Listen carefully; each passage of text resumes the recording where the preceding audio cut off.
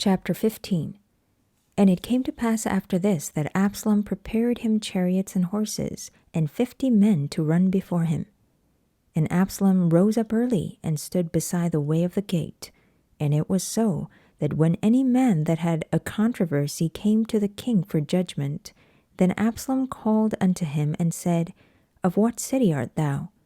And he said, Thy servant is of one of the tribes of Israel. And Absalom said unto him, See, thy matters are good and right, but there is no man deputed of the king to hear thee. Absalom said, Moreover, O that I were made judge in the land, that every man which hath any suit or cause might come unto me, and I would do him justice. And it was so, that when any man came nigh to him to do him obeisance, he put forth his hand, and took him, and kissed him. And on this manner did Absalom to all Israel that came to the king for judgment. So Absalom stole the hearts of the men of Israel. And it came to pass after 40 years, that Absalom said unto the king, I pray thee, let me go and pay my vow, which I have vowed unto the Lord in Hebron. For thy servant vowed a vow, while I abode at Geshur in Syria, saying, If the Lord shall bring me again indeed to Jerusalem, then I will serve the Lord. And the king said unto him, Go in peace. So he arose and went to Hebron. But Absalom sent spies throughout all the tribes of Israel, saying, As soon as ye hear the sound of the trumpet, then ye shall say, Absalom reigneth in Hebron. And with Absalom went 200 men out of Jerusalem, that were called, and they went in their simplicity, and they knew not anything. And Absalom sent for Ahithophel, the Gilonite, David's counselor from his city, even from Gilo, when he offered sacrifices.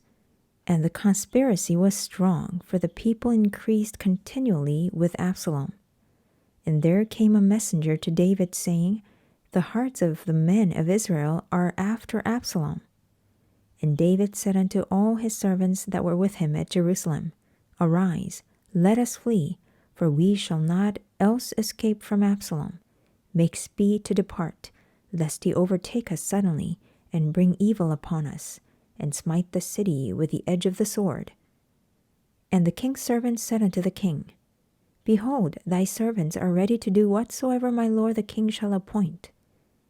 And the king went forth, and all his household after him. And the king left 10 women, which were concubines, to keep the house.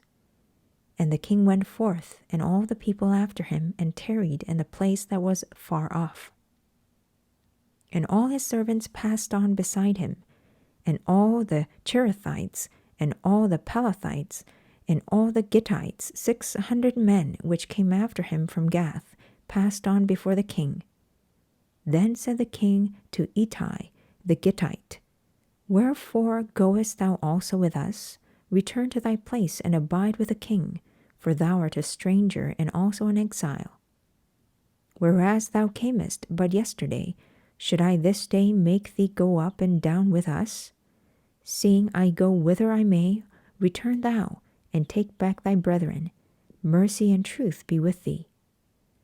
And Ittai answered the king, and said, As the Lord liveth, and as my lord the king liveth, surely in what place my lord the king shall be, whether in death or life, even there also will thy servant be. And David said to Ittai, Go and pass over.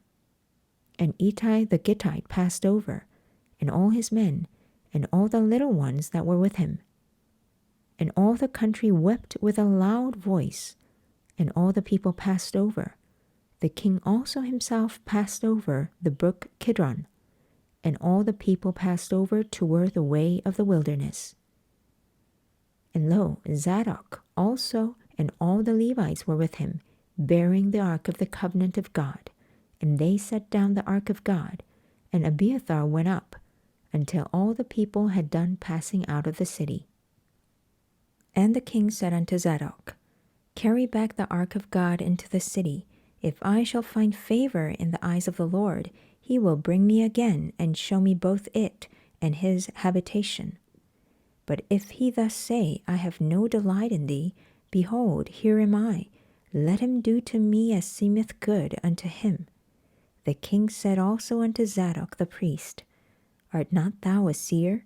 Return into the city in peace, and your 2 sons with you, Ahimaaz thy son, and Jonathan the son of Abiathar. See, I will tarry in the plain of the wilderness, until there come word from you to certify me. Zadok therefore and Abiathar carried the ark of God again to Jerusalem, and they tarried there. And David went up by the ascent of Mount Olivet, and wept as he went up, and had his head covered, and he went barefoot, and all the people that was with him covered every man his head, and went they up, weeping as they went up. And one told David, saying, Ahithophel is among the conspirators with Absalom. And David said, O Lord, I pray thee, turn the counsel of Ahithophel into foolishness. And it came to pass that when David was come to the top of the mount, where he worshipped God, behold, Hushai the Archite came to meet him with his coat rent, and earth upon his head. Unto whom David said, If thou passest on with me, then thou shalt be a burden unto me. But if thou return to the city, and say unto Absalom, I will be thy servant, O king, as I have been thy father's servant hitherto, so will I now also be thy servant. Then mayest thou for me defeat the counsel of Ahithophel. And hast thou not there with thee Zadok and Abiathar the priest? Therefore it shall be, that what things soever thou shalt hear out of the king's house, thou shalt tell it to Zadok and Abiathar the priests. Behold, they have there with them their 2 sons, Ahimaaz Zadok's son, and Jonathan Abiathar's son, and by them ye shall send unto me everything that ye can hear. So Hushai, David's friend, came into the city, and Absalom came into Jerusalem.